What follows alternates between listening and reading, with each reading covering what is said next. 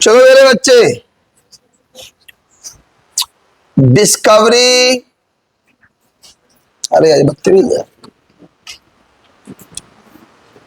Discovery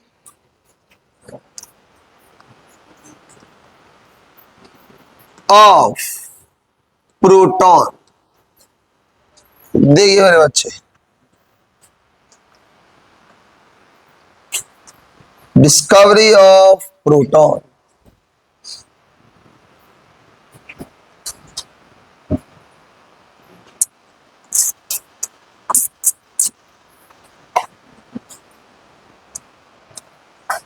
दवा, कल हमने इलेक्ट्रॉन की डिस्कवरी कर ली थी साइंटिस्ट, नहीं करी? कर ली थी। तो कल हमने इलेक्ट्रॉन की डिस्कवरी कर ली थी, और इलेक्ट्रॉन की डिस्कवरी किसने की थी? कब की थी? क्या किया था उनने? एक डिस्चार्ज ट्यूब लिया था और उस पर हाई वोल्टेज पर लाइट गैस लेकर के लो प्रेशर पर इलेक्ट्रिसिटी पास करा दी थी। उनने देखा कि streaks of minute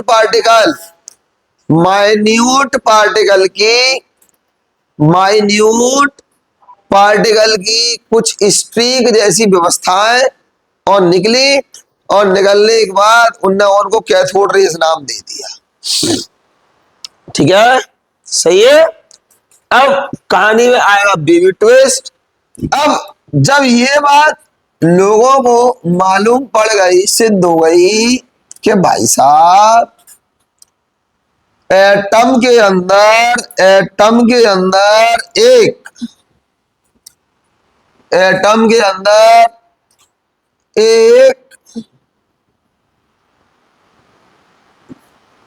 positively charge particle है, एटम के अंदर एक नेगेटिवली चार्ज पार्टिकल है, और होल एटम न्यूट्रल है। होल एटम, तो उस नेगेटिव चार्ज को बैलेंस करने के लिए कोई पॉजिटिव चार्ज भी एटम के अंदर जरूर होगा। समझ आया? उस नेगेटिव चार्ज को बैलेंस करने के लिए एटम के अंदर कोई पॉजिटिव चार्ज का पार्टिकल जरूर होगा। समझ में आ गई? और यहां से सभी साइंटिस्ट रिसर्च में लग गए, अपनी अपनी किस में लग गए? छोटी बहन की रिसर्च में लग गई, ठीक है ना। और सफलता हासिल हुई यूगन गोल्डस्टीन को। किसको? गोल्डस्टीन को। देखो, प्रयास तो पहले थॉमसन ने भी किया होगा, ये बात के थॉमसन के दिमाग में आई नहीं होगी। थॉमसन सर ने भी इस बात के बारे में विचार जरूर किया होगा कि एटम होल न्यूट्रल है, उसमें से नेगेटिव चार्ज पार्टिकल निकल रहा है, तो बैलेंस करने के लिए जरूर कोई पॉजिटिव चार्ज पार्टिकल होगा। उन्होंने सेम एक्सपेरिमेंट रिपीट किया होगा, पक्की बात है। ठीक है, अब देखो, ये वाला टर्मिनल पॉजिटिव है, ये वाला टर्मिनल नेगेटिव है। नेगेटिव टर्मिनल को क्या बोलेंगे राइफल?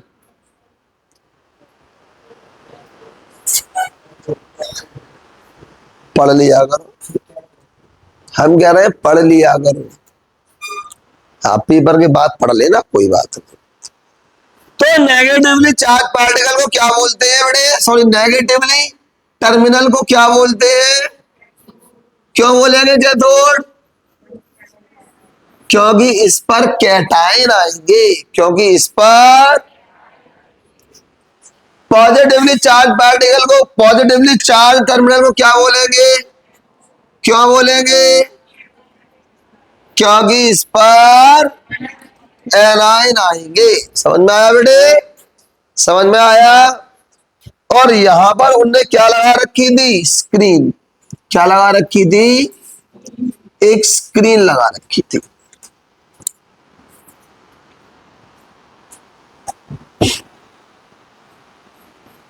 ठीक, और यहां पर उनने काफी सारी गैस लगा लोगों पे अपना एक्सपेरिमेंट किया। मान लो हमने गैस ले ली हाइड्रोजन H2। ठीक, सही है, सही है। अब समझो, किसी को कोई रिजल्ट नहीं मिल रहा था, तो यहां पर गोल्डस्टीन ने एक अलग काम किया जिसकी वजह से उन्हें रिजल्ट मिला। रिजल्ट क्या था?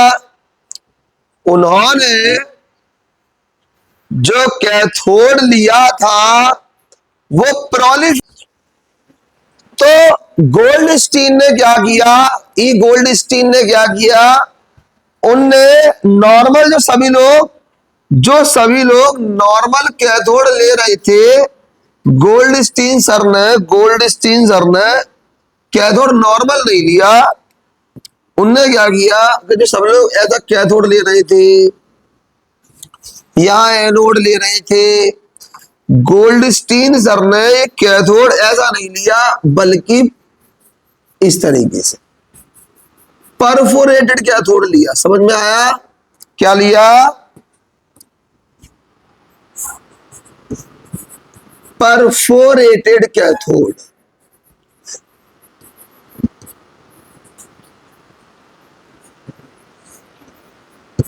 समझ में आया? कैथोड को लेते वो देखते हैं कि streak of heavy particle, streak of heavy particle, streak of heavy particle,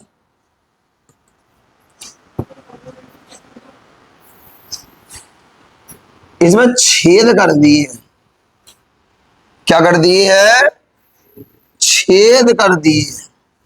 ये होता है परफोरेटेड कैथोड। समझ में आया? इससे क्या फायदा हुआ उसको समझो। जैसे ही इसमें परफोरेशंस हो गए, तो कभी कैथोड रे के जो पार्टिकल है ना, वो हैवी पार्टिकल थे। कैसे थे? तो इनकी परफोरेशंस के बीच में से निकलना शुरू हो गए। समझ में आया? एक तरह की कैनाल टाइप बना करके, एक तरह की नाली टाइप बना करके, और वो पार्टिकल्स निकलना आपके शुरू हो गए। समझ में आया कि नहीं आया? तो जब वो पार्टिकल इस तरह से निकलना शुरू हो गए, तो इन रेज को जिन्हें मैं क्या कहता हूं, कभी एनोड से निकली थी। कहां से निकली थी? इन्हें मैं एनोड रेज बोलता हूं। इनका दूसरा नाम कैनाल रेज भी होता है। आप 11वीं क्लास में पढ़ोगे तो वहां आपको कैनाल रेज सुनाई देगा। ठीक है ना? कैनाल रेज क्यों? क्योंकि यहां कैथोड कैसा लिया था? परफोरेटेड। ठीक है ना? अब कोई भी चीज नाली जैसी नहीं बन जाती है, फिर प्रॉपर जमीन हो, कहीं पानी निकलने की रास्ता हो, तो क्या कहते हैं उसको? नाली बनाती है। नाली को क्या बोलते हैं इंग्लिश में? कैनाल। समझ में आया कि नहीं आया? तो उनने परफोरेटेड कैथोड लिया था। समझ में आया? जिसकी वजह से उन्हें सफलता मिली। ठीक, उनने वही सेम काम किया था। इनने यहां पर हाई वोल्टेज लिया था, है ना? लाइट गैस से ही काम किया था,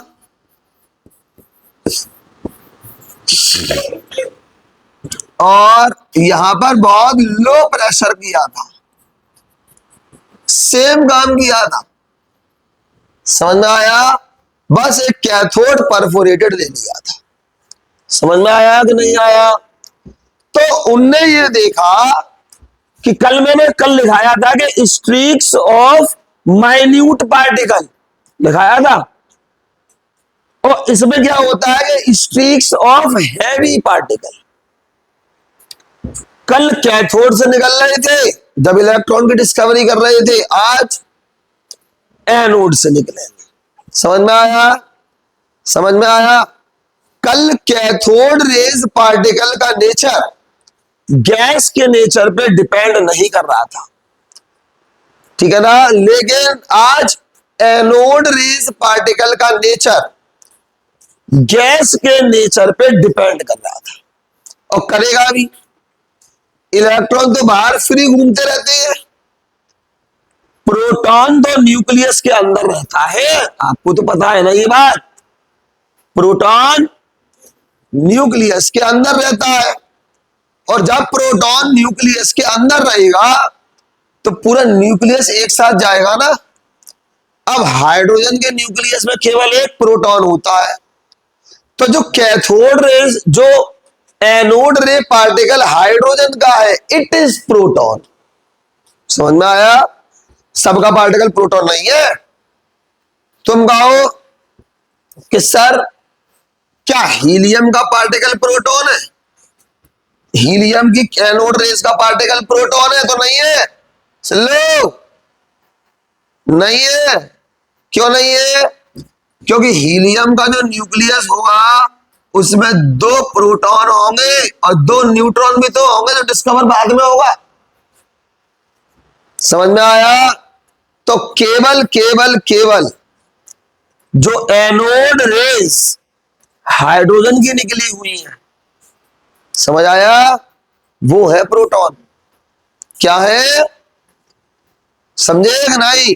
अब देखो गैस बदल दी, हाइड्रोजन की में केवल एक प्रोटॉन था और तो कुछ था नहीं। तो हाइड्रोजन का न्यूक्लियस कह लो या प्रोटॉन कह लो, बात तो एक ही है। हाइड्रोजन का न्यूक्लियस कह लो या प्रोटॉन कह लो, बात तो एक ही है, क्योंकि हाइड्रोजन में न्यूट्रॉन भी नहीं होता। अकेला ऐसा एलिमेंट है जिसमें न्यूट्रॉन नहीं है। समझ आया? अब उसके बाद तुम हीलियम ले लो, 2 प्रोटॉन 2 न्यूट्रॉन। लिथियम ले लो, 3 प्रोटॉन 3 न्यूट्रॉन। क्लोरीन ले लो, 17 प्रोटॉन 17 न्यूट्रॉन। तो एनोड रेस पार्टिकल का नेचर गैस के नेचर के साथ साथ क्या कर रहा है? वेरी कर रहा है। क्या कर रहा है? वेरी कर रहा है। कैथोड का नहीं कर रहा था। सेंटेंस का मतलब समझे कि नहीं समझे? तो आ जाओ, चलो। Experiment.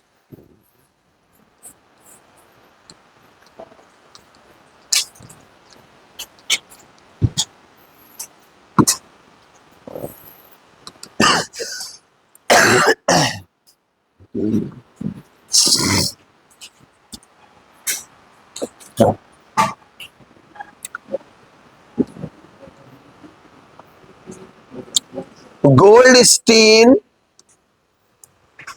passed electricity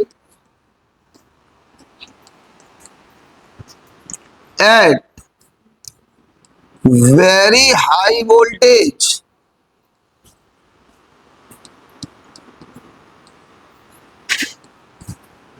to a gas taken in discharge tube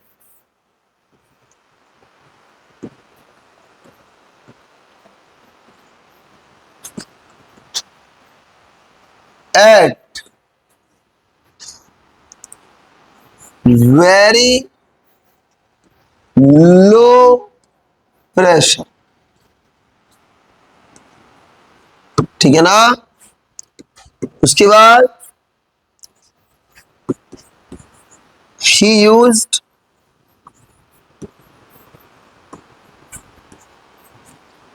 perforated cathode। हालांकि आपकी एनसीईआरटी में लाइन मेंशन नहीं है, आप करना चाहो कर सकते हो, नहीं करना चाहो मत कर सकते हो, सच्चाई यही थी। ठीक है, आगे देखो। उसके बाद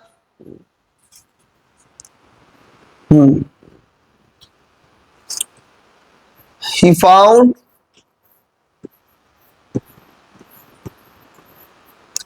streaks of heavy particle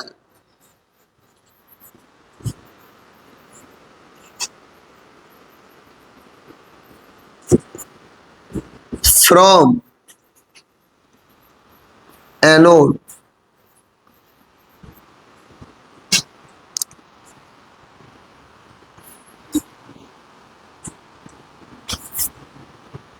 called anode rays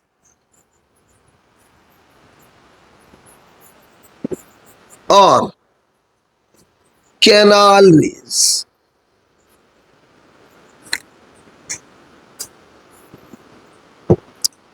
anode rays और कैनाल रेज, ठीक है ना। The mass and size of anode ray particle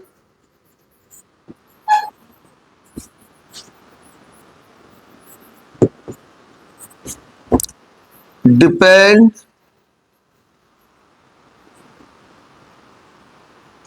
on the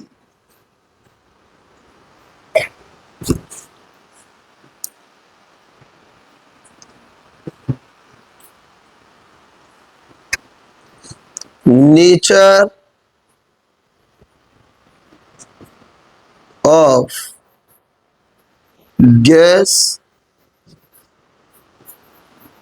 taken in the tube. समझ में आया?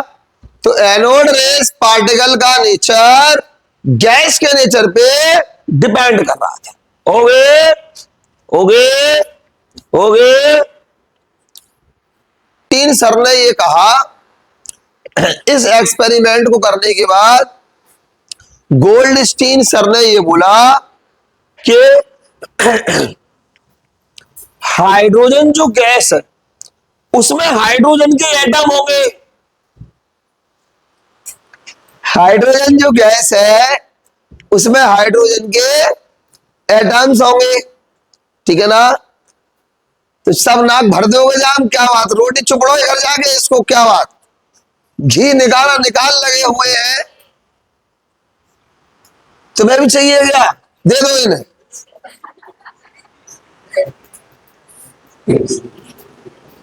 खींचे दे रहे हो दोनों नकुआ। तो यू वांट,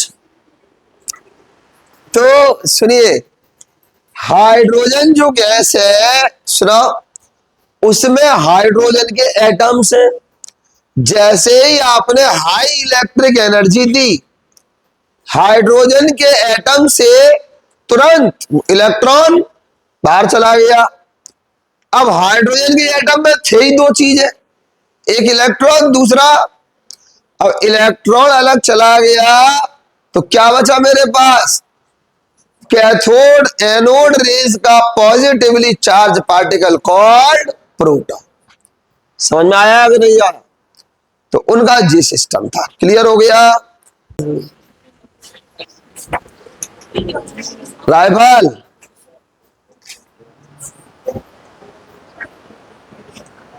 दो,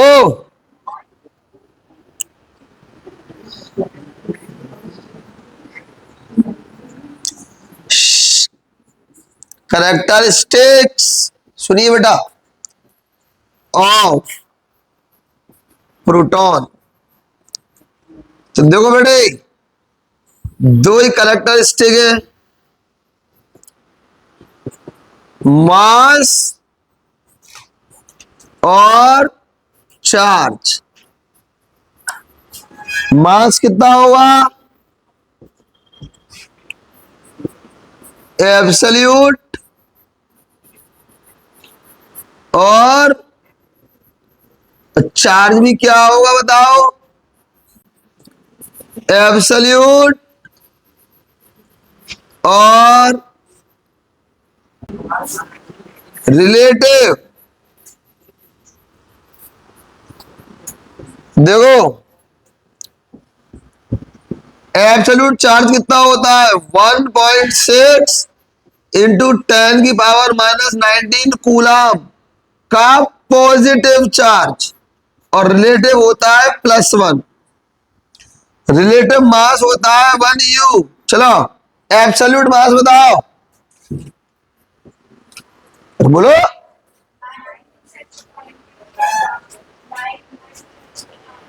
इलेक्ट्रॉन का नहीं पूछ रहे, 9। प्रोटॉन का इंटू 10⁻⁻24 है। वो चार्ज है कूलम में, 1.6 इंटू 10⁻⁻24 ग्राम। देखिएगा 24 है 23 है। देखिए बेटा, डिस्कवरी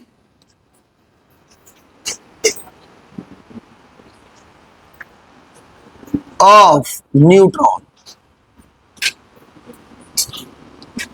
देखो बेटा, जेम्स चैडविक, जेम्स चैडविक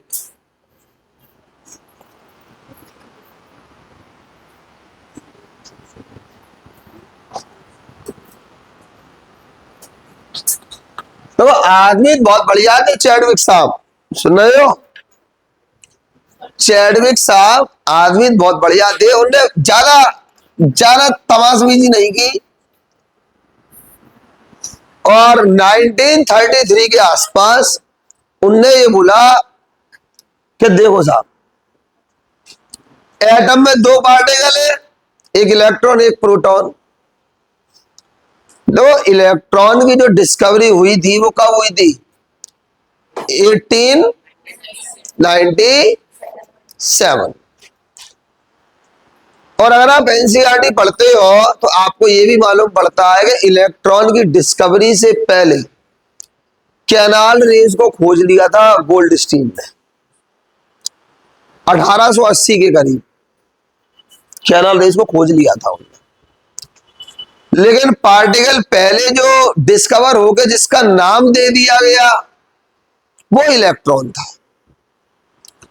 तो इलेक्ट्रॉन का नाम दे दिया तो उन्होंने तो प्रोटॉन ढूंढ ही लिया था, वो नाम देने की प्रथा चल रही थी, प्रोटॉन दे दिया उन्होंने, कोई बात नहीं।